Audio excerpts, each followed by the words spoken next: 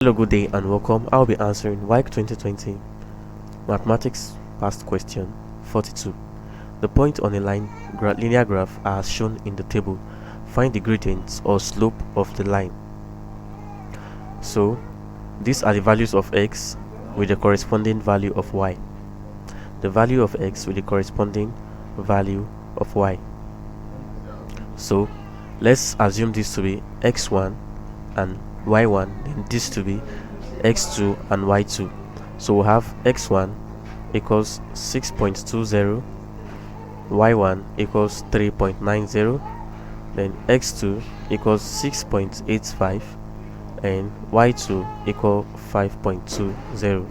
Now from gradients is equals to y2 minus y1 all over x2 minus x1, and that will be equal to 5.2 minus 3.9 all over 6.85 minus 6.20.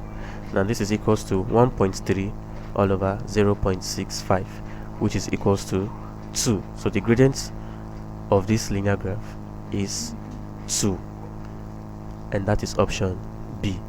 Thank you, and ensure to subscribe to our channel for more videos and past questions.